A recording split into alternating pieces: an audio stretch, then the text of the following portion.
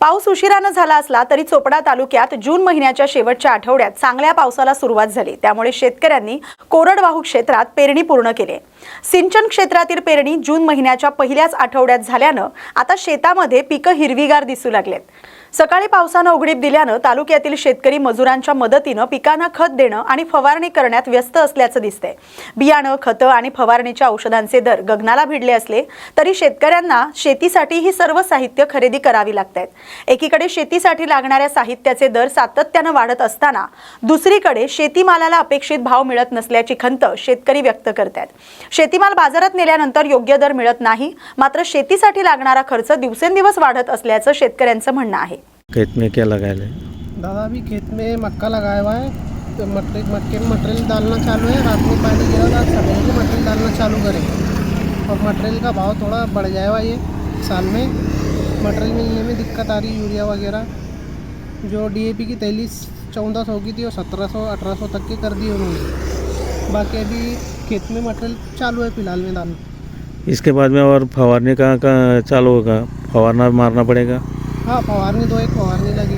2-1 फवारनी लगेगी। सबका भाव बढ़ने लगे है। हाँ, माल का, किसानों का माल का भाव का क्या है? किसानों का माल का भाव पिछले साल 1300 रुपये मक्का बिका था, 1300-1350 के बीच 1400 तक के गया था, बहुत हुआ। इसके बाद कुछ बिका नहीं, ज़्यादा लिए नहीं उन्होंने भाव। परवड़ता क्या हुआ भाव? कुछ नहीं, मजदूरी भी निकली, बस कुछ मिला नहीं। साल भर बाद मजदूरी जितनी लगाए तो उतनी निकली, खाली नहीं हाथ में, खाली मेहनत करना पड़ता? खाली मेहनत हमारी वाइबर की। अच्छा, कितना पूरा है? ये 4 एकड़। 4 एकड़। अच्छा, क्या नाम है वह? सैयद काशिफ अली। वर्ध्यात CBG गॅसच्या गुणवत्तेबाबत गंभीर प्रश्न उपस्थित झालेत। आम आदमी पार्टीचे संस्थापक सदस्य मनोज शेंडे यांनी जिल्हाधिकाऱ्यांना निवेदन देत पूर्वीप्रमाणे दर्जेदार CNG गॅस उपलब्ध करून देण्याची मागणी केली आहे। निवेदनात आरोप करण्यात आलाय की अलीकडच्या काळात CBG गॅस भरल्यानंतर अनेक वाहनांचं इंजिन मिसफायर होणं, पिकअप कमी होणं तसंच वाहन रस्त्यातच बंद पडण्याच्या घटना घडल्यात। यामुळे ऑटो चालकांसह सर्वसामान्य वाहनधारकांचं आर्थिक नुकसान होतंय असा दावा करण्यात आलाय। या प्रकरणाची सखोल चौकशी करून संबंधितांवर कठोर कारवाई करावी, तसंच वाहन चालकांना दर्जेदार CNGचा पुरवठा तातडीने सुरू करावा अशा मागण्या करण्यात आल्यात। मागण्या मान्य न झाल्यास तीव्र आंदोलन छेडण्याचा इशाराही आम आदमी पार्टीने दिलाय। वर्धा शहरामध्ये जवळपास 250 CNG ऑटो चालक आहे। पेट्रोल परवडत नसल्यामुळं त्यानं CNG हे ऑटो विकत घेऊन कर्ज काढून हे विकत घेतले आहे।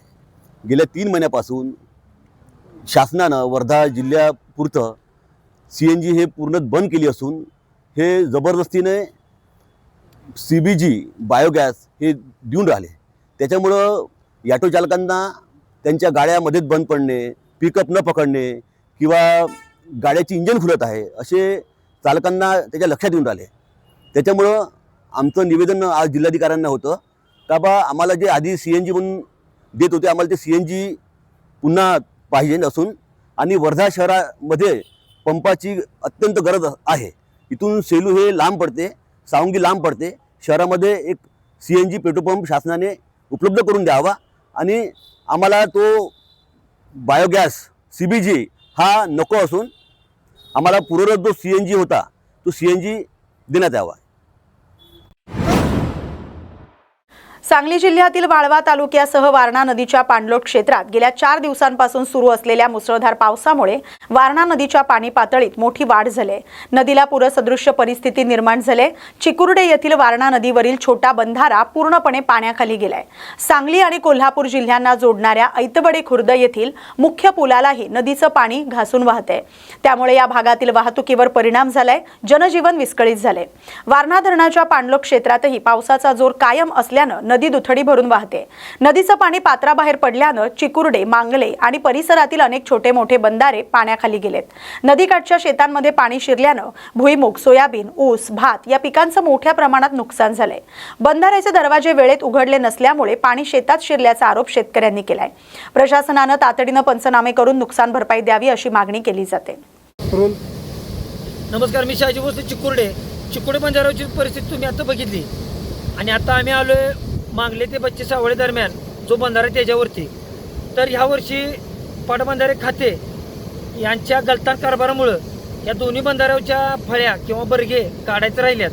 त्यामुळं बंधाऱ्याला धोका आहे ते आहेच, पण त्याचबरोबर बंधाऱ्याच्या लगट नदी लगटची शेती आहे, तर त्या शेतीत विनाकारण म्हणजे यांच्या चुकीमुळं पाणी गेले आणि शेतकऱ्याची अवस्था अतिशय दयनीय असताना शेतकऱ्याला या गोष्टीचं नुकसान सोसावं लागायला लागले. तर पाटबंधारे खात्याने लवकरच आपले डोळे उघडून हे आपले बर्गे किंवा ज्या प्लेट आहेत त्या काढाव्यात. इथं आपण बघू शकताय की खालून अजिबात कुठल्याही प्रकारचं पाणी बोलत नाही, डायरेक्ट वरूनच पाणी जाते. त्यामुळे बंधाऱ्याला प्रचंड प्रकारचा धोका आहे. आणि एकदा बंधारा जर गेला तर शेतकऱ्याने काय करायचं, आणि शासनाची आणि हे सगळं डबल बजेटचंच हे गणित चालले ह्यांच्या या गलतान कारभारामुळे.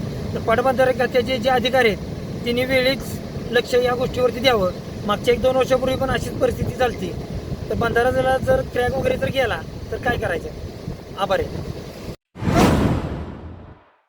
चोपडा शहरातील यावल रस्त्यालगतच्या कॉलनी परिसराचा मोठ्या प्रमाणात विस्तार झालाय. या भागातून नगरपालिकेला विविध करांच्या माध्यमातून मोठ्या प्रमाणात उत्पन्न मिळतं. मात्र पावसाळा सुरू झाल्यानंतर चोपडा शहरातील नितल पार्क आणि गुरुकुल परिसरातील रस्त्याची कामं अपूर्ण असल्यानं संपूर्ण रस्ते चिखलमय झाले. वाहनं चालवणं तर दूरच, पण पायी चालणंही नागरिकांसाठी कठीण झालंय. तसंच या परिसरात पाणी पुरवठा 8 ते 10 दिवसांनी होतो आणि येणारं पाणीही दूषित असल्याची नागरिकांची तक्रार आहे. मूलभूत सुविधांपासून वंचित असलेल्या नितल पार्क आणि गुरुकुल परिसरातील महिलांनी नगरपालिकेवर मोर्चा काढत नगराध्यक्षांच्या दालनात आपल्या समस्यांचा पाढा वाचला. यानंतर महिलांना समाधानकारक आश्वासन मिळाल्यानंतर आंदोलन मागे घेण्यात आलं.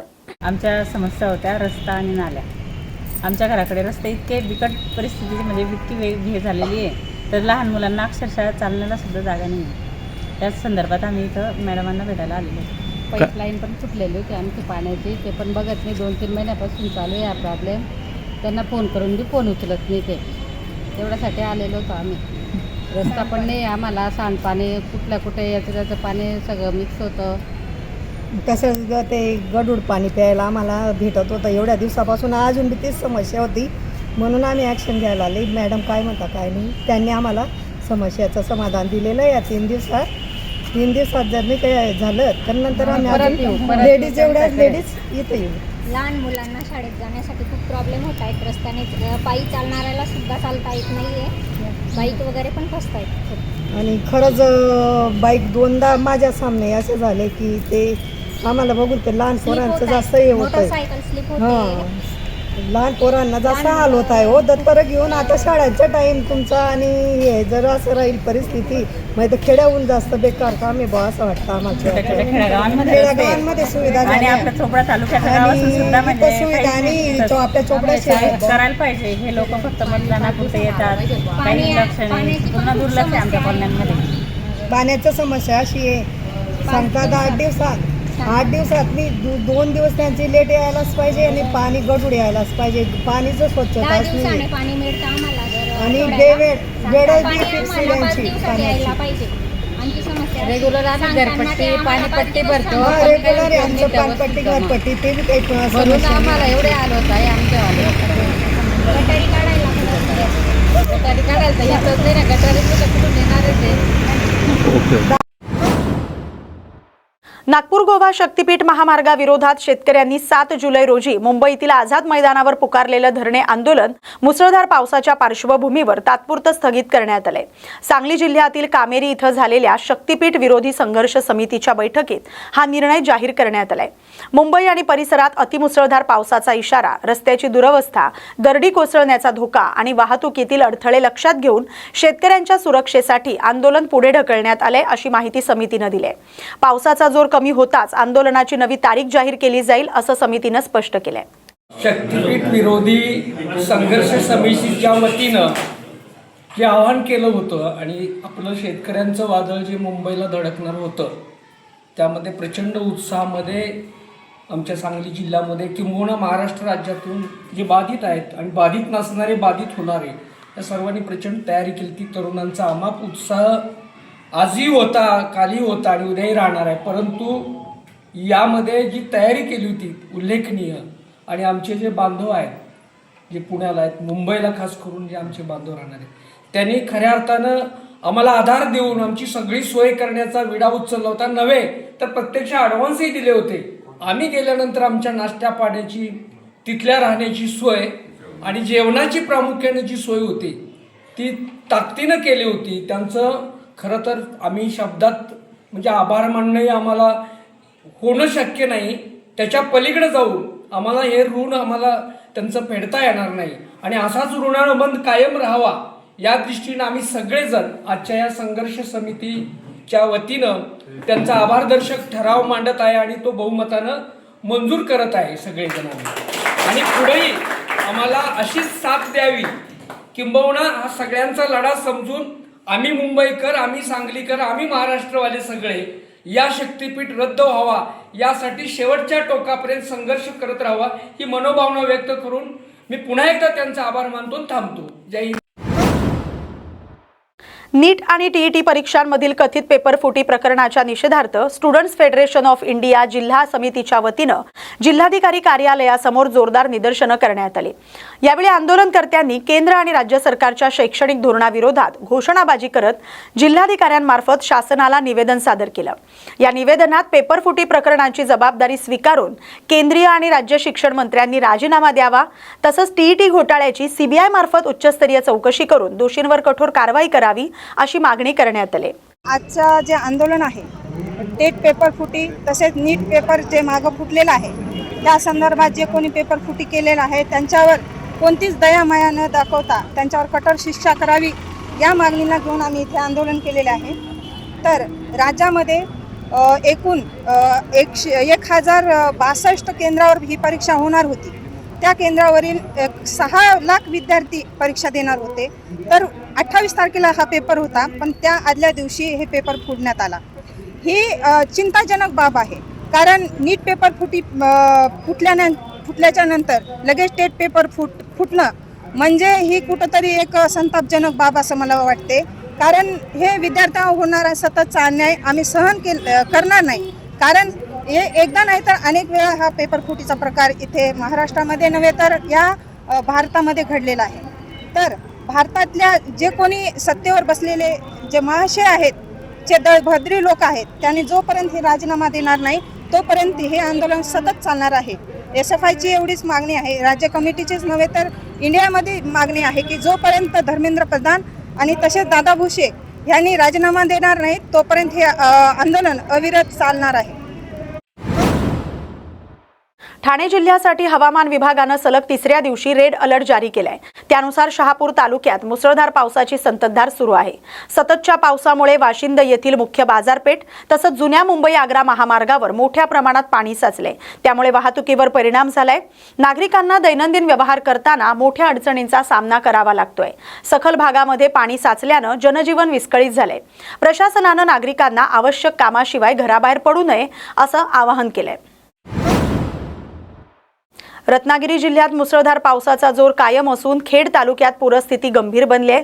जगबुडी आणि नारंगी नद्यांना आलेल्या पुरामुळे खेड शहरातील अनेक भाग अजूनही पाण्याखाली आहेत. शहरातील अनेक रस्ते आणि सखल भाग जलमय झालेत. जनजीवन विस्कळीत झालंय. खेडमधून 40 गावांकडे जाणारा संपर्क मार्ग खंडित झाल्यानं नागरिकांची मोठी गैरसोय होते. प्रशासनानं नदीकाठच्या आणि सखल भागातील नागरिकांना सतर्कतेचा इशारा देत परिस्थितीवर बारकाईनं लक्ष ठेवलंय. भिवंडी शहरात सकाळपासून सुरू असलेल्या मुसळधार पावसामुळे ईदगाह झोपडपट्टी आणि बंदर मोहल्ला परिसरात खाडीचं पाणी शिरलंय. शेकडो घरामध्ये पाणी घुसल्यानं नागरिकांचे मोठे हाल होत आहेत. संपूर्ण परिसर जलमय झालाय. अनेक ठिकाणी वीज पुरवठा देखील खंडित झाल्यानं नागरिकांना अंधारात राहावं लागतंय. प्रशासनाकडून परिस्थितीवर लक्ष ठेवण्यात येते. नागरिकांना सुरक्षित ठिकाणी राहण्याचं आवाहन करण्यात आलंय. कल्याण पूर्वेतील कोळशेवाडी परिसरातील सिद्धार्थ नगर इथं घराचं छत कोसळून आशाबाई गांगुर्डे या महिला गंभीर जखमी झाल्यात. त्यांच्यावर सध्या रुग्णालयात उपचार सुरू आहेत. घटनेची माहिती मिळताच शिवसेनेचे नगरसेवक महेश गायकवाड यांनी घटनास्थळी धाव घेत घराची पाहणी केली. तसंच जखमी महिलेची भेट घेऊन तिची विचारपूस करत आवश्यक ती सर्व मदत करण्याचं आश्वासन दिलं. दरम्यान या घटनेनंतर परिसरात भीतीचं वातावरण निर्माण झालंय. प्रशासनानंही घटनास्थळाची पाहणी करून पुढील कारवाई सुरू केली.